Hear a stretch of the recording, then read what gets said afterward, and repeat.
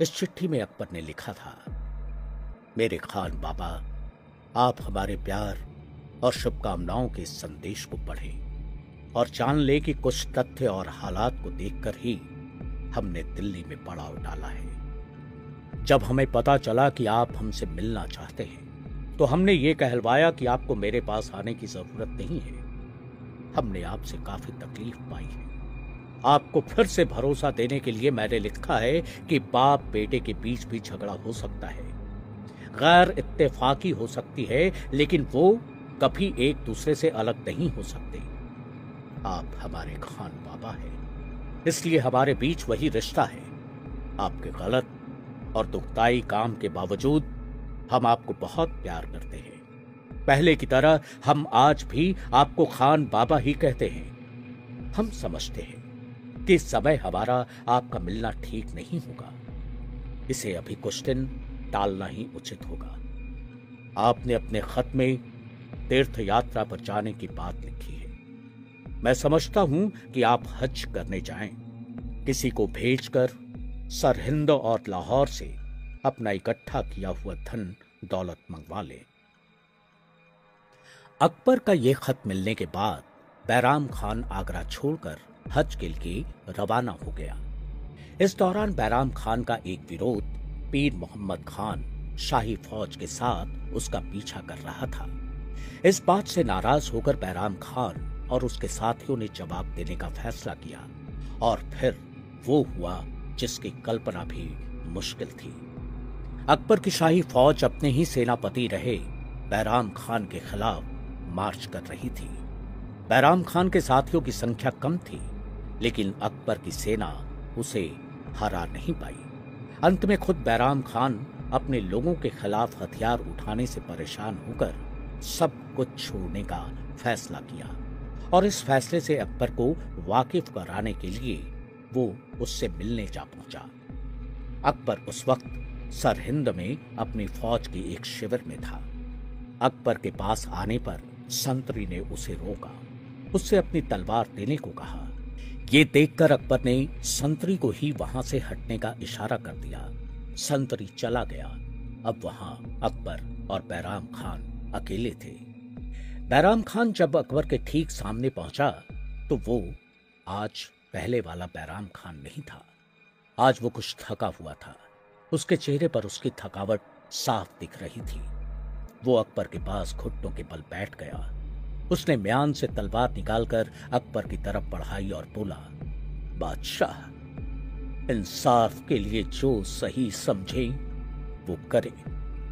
अकबर ने बैराम खान की तलवार अपने हाथ में ली। पहले उसे अपने दिल से लगाया, फिर माथे से, फिर उसे चूमा। आखिर में दोनों हाथों से बैराम खान की तरफ वापस बढ़ाते हुए बोला, मच्छीबाड़ा की लड़ाई याद है खान बाबा?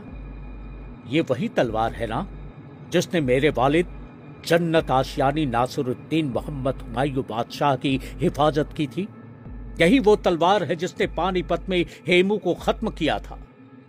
इस तलवार को रखने वाला आपसे बेहतर कोई नहीं हो सकता है।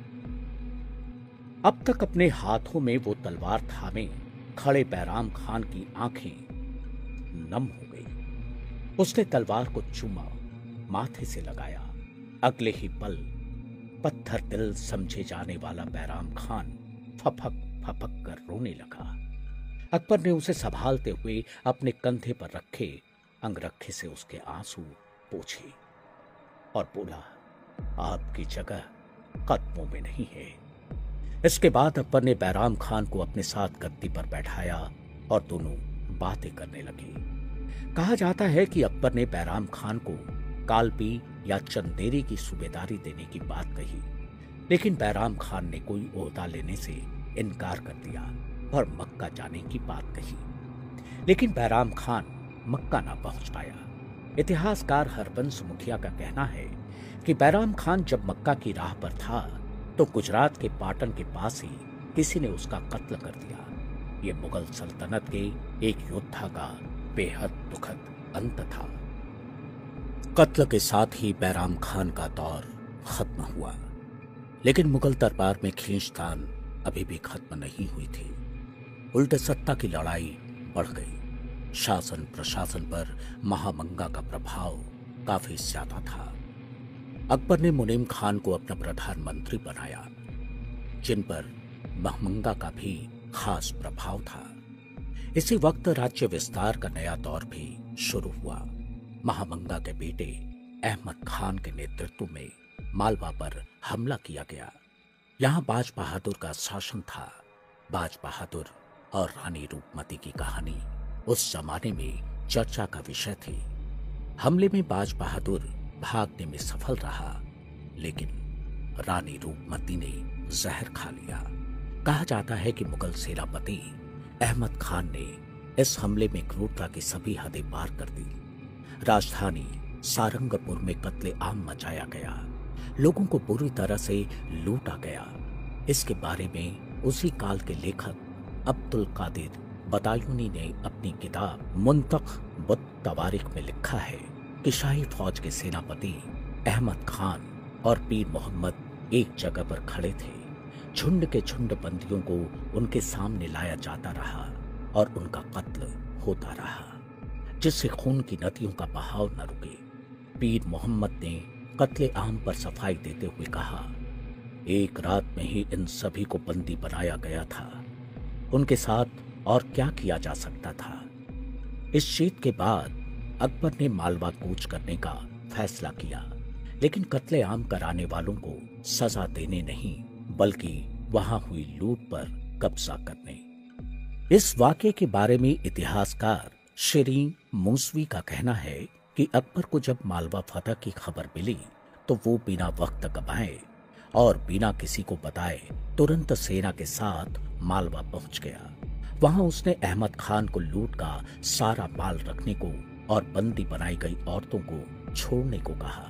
लेकिन ये बात भी सामने आती है कि अहमद खान ने कुछ मामलों में अकबर की हुक्म उतूली की, जिससे साफ था कि अहमद खान बतौर बादशाह अकबर को महत्व देने के लिए तैयार नहीं था। इधर अकबर ने 1561 के अंत तक अपने प्रभाव का तेजी से विस्तार करना शुरू कर दिया। उसने महामंगा और अहमद खान के प्रभाव वाले मुनीम खान को हटाकर शमसुद्दीन अतका खां को अपना वजीर बनाया। इतना ही नहीं, अकबर ने अहमद खान से मालवा की सूबेदारी भी वापस ले ली। हालांकि अहमद खान भी हार मानने वालों में से नहीं था। उसने अकबर से बदला लेने के लिए शमसुद्दीन अतका को ही मार डाला।